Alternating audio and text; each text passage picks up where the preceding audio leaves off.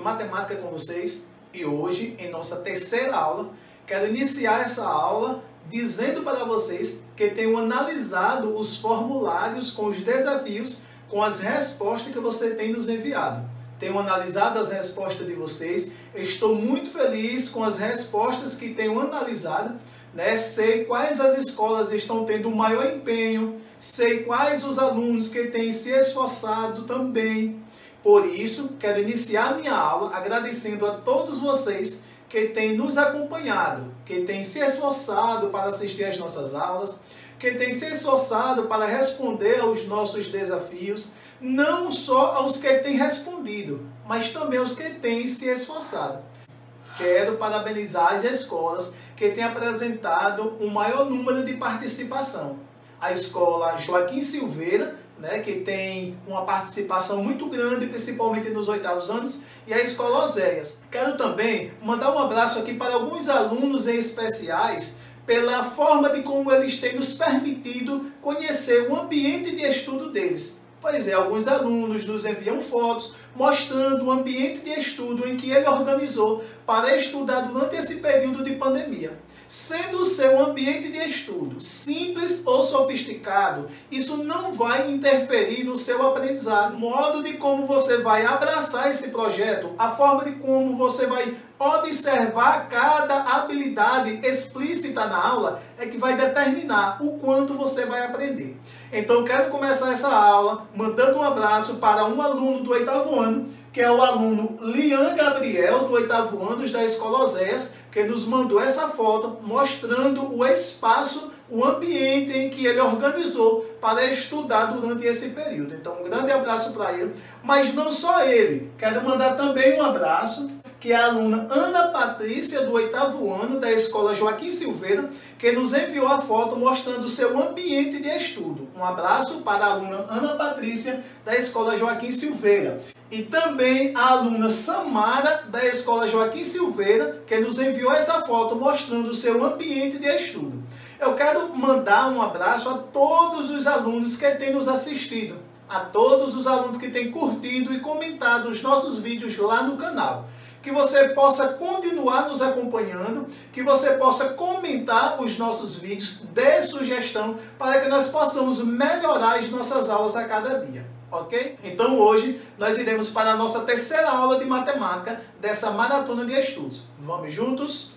Então, o nosso componente curricular continua sendo matemática. Essa aula é uma aula que tem como público-alvo os alunos do 8º ano, mas estendendo-se aos anos finais. Nessa aula de hoje, nós iremos falar ainda sobre geometria plana, falaremos ainda sobre os triângulos, elementos formadores de um triângulo. Na aula anterior, falamos dessa habilidade. Hoje nós vamos estender o estudo dessa habilidade.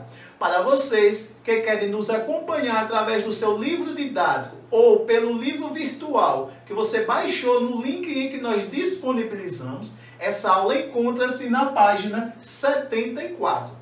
Vamos juntos?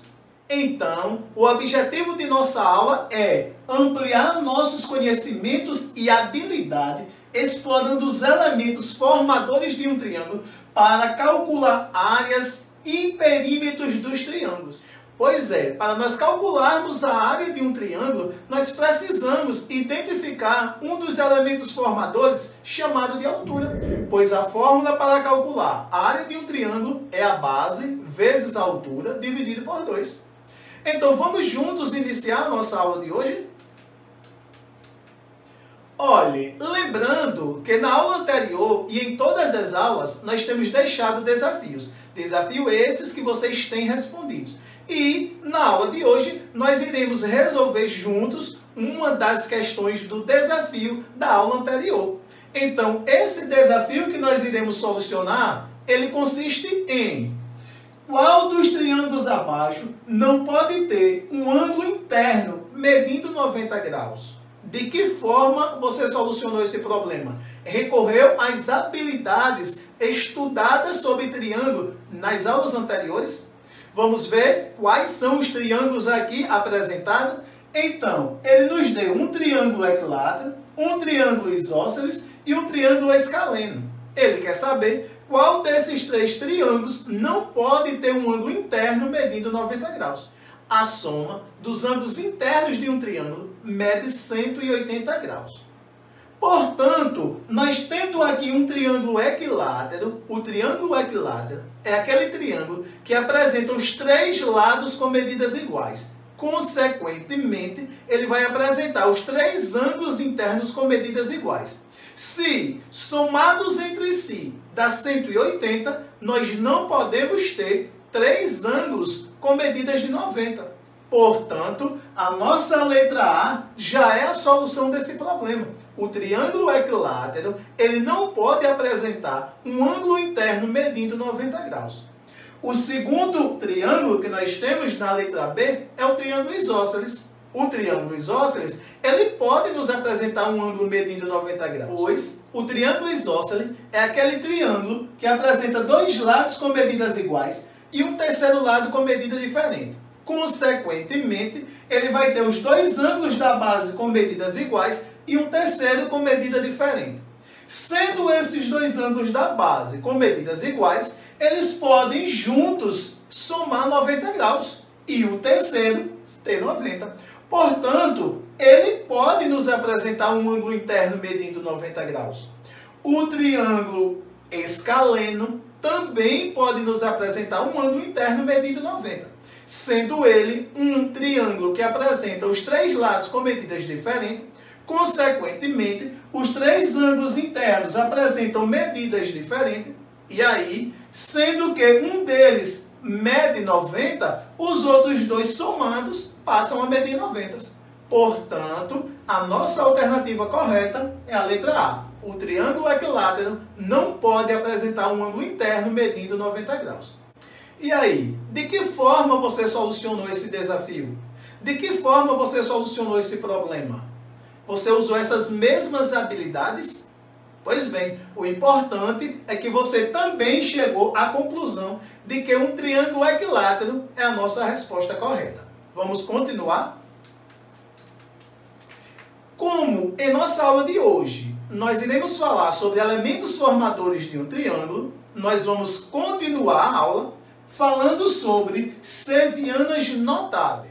Então, nós iremos fazer um estudo de três sevianas notáveis presentes em um triângulo. Mas primeiro vamos ver como é classificada uma seviana.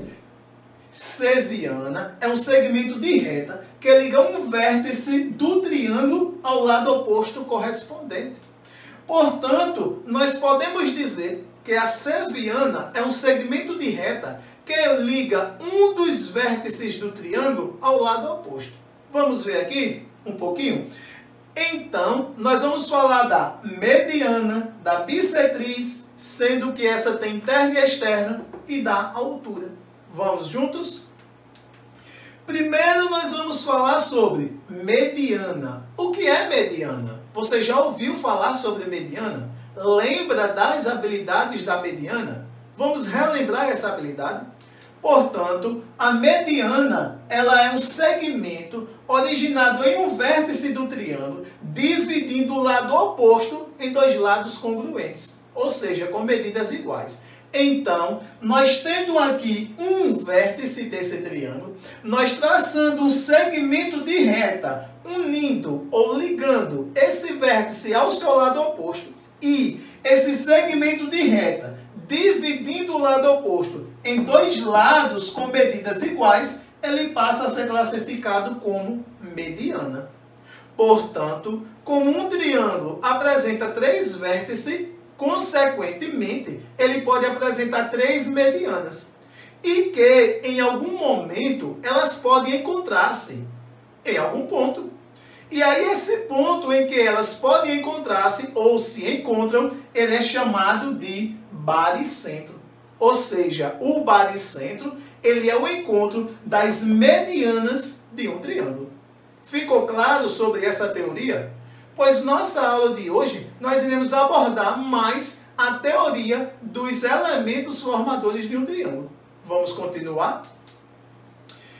Então, agora, nós iremos falar sobre a altura. Pois é, aquele segmento de medida que nós precisamos descobrir para calcular a área de um triângulo. Então, a altura é um segmento de medida originado em um vértice do triângulo que divide o lado oposto, formando ângulos retos.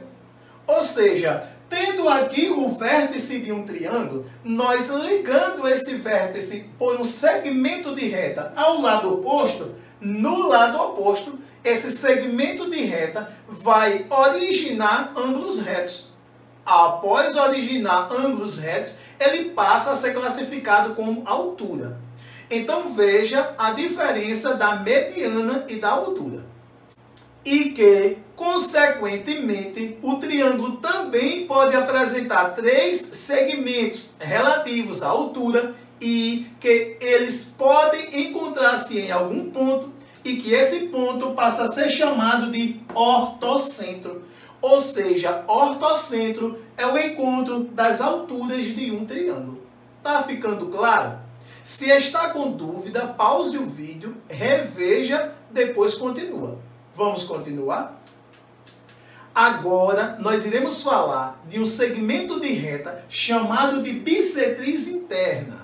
Pois é, a bissetriz interna, ela também é um segmento de medida originado no vértice do triângulo e que liga esse vértice ao seu lado oposto, só que nesse caso, a sua propriedade específica é que ele vai dividir o ângulo existente na vértice daquele triângulo em 2 ângulos iguais ou congruentes. Então, está aqui, bissetriz, é um segmento originado em um vértice do triângulo, gerando nesse vértice 2 ângulos congruentes. Então, está aqui um dos vértices, nós ligamos esse vértice ao lado oposto por um segmento de reta. Esse segmento de reta dividiu esse ângulo existente no vértice em 2 ângulos iguais, do quais nós chamamos de alfa. Então, a partir do momento que ele divide esse ângulo em 2 ângulos iguais, ele é chamado ou classificado como bissetriz interna. E que um triângulo também pode apresentar 3 bissetrizes internas. E que em algum momento também poderão encontrar-se em algum ponto. E esse ponto ele é chamado de incentro. Ou seja, incentro é o encontro das bissetrizes de um triângulo. Vamos continuar? Olhe, nós temos aqui um pequenozinho desafio que iremos solucionar juntos e que nós iremos explorar tanto as habilidades relativas a segmento de reta existente em um triângulo, quanto a medida de ângulos de um triângulo. Ou seja, primeiro nós vamos iniciar lembrando que os ângulos internos de um triângulo, somado entre si, dá 180 graus. Depois vamos fazer a leitura desse pequeno problema. Se BD é a bissetriz do ângulo ABC, então calcule a medida dos ângulos x e y. Olhe, preste bastante atenção.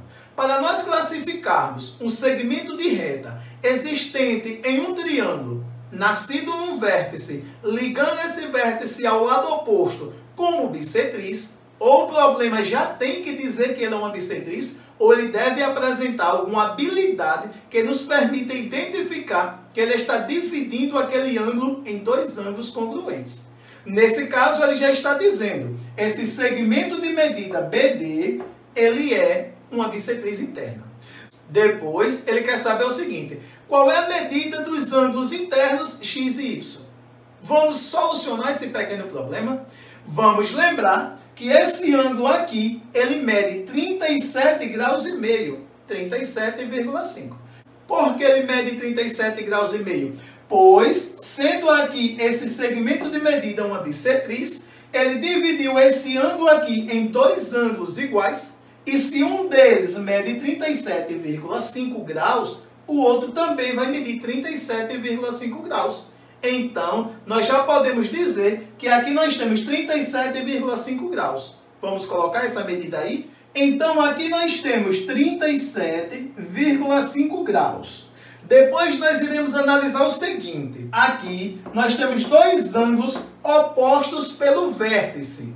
Se esse ângulo aqui mede 66, esse daqui consequentemente vai medir 66. Então aqui nós já vamos colocar 66 graus para D.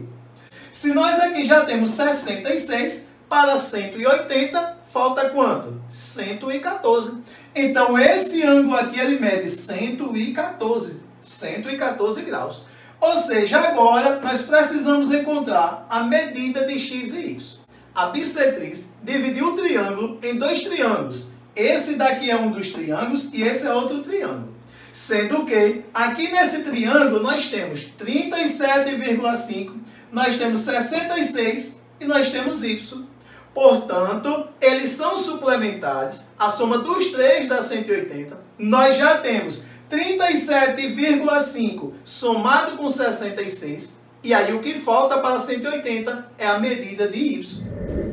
Então, nós vamos somar 37,5 somado com 66. 5 mais 0 é 5. 7 mais 6 é 13. Colocar 13 vai a 1. 3 mais 1, 4. 4 mais 6, 10. Portanto, nós temos 103,5 graus. Para 180 falta quanto? Falta 76,5 graus. Então, y vai medir 76,5. Agora, nós podemos usar duas habilidades para encontrar o valor de x. Ou explorando esse triângulo, ou explorando esse triângulo. Explorando esse triângulo aqui, nós iremos somar 37,5 somado com 37,5, que são esses dois, somado com 76,5, que é esse daqui. 5 mais 5, 10, mais 5, 15, colocar 5 vai a 1. 7 mais 1, 8, 8 mais 5, 15, 15 mais 6, 21. Colocar 1 e vai a 2. 2 mais 3, 5, 5 mais 3, 8, 8 mais 7, 15. 151,5 graus tem os três ângulos aqui presentes. O que falta para 180 é exatamente a medida de x. Então, 151,5. Para chegar a 180, nós temos 28,5. Portanto, a medida de x é 28,5 graus. Pois bem, agora nós iremos falar sobre a bissetriz externa. Vimos a bissetriz interna e agora nós temos a bissetriz externa. E por último, nós iremos falar sobre a mediatriz. Pois é, o que chega a ser a mediatriz? Pois bem, a mediatriz é um segmento que passa pelo ponto médio do lado do triângulo e perpendicular a esse lado. O encontro da mediatriz é chamado de circuncentro, ou seja, o encontro das mediatrizes é chamado de circuncentro. Então, nossa aula de hoje fica por aqui. Não esqueça de acessar o link com o desafio, responder o desafio no formulário, nos enviar, iremos analisar e na próxima aula solucionaremos uma das questões juntos. Até a próxima aula e um forte abraço.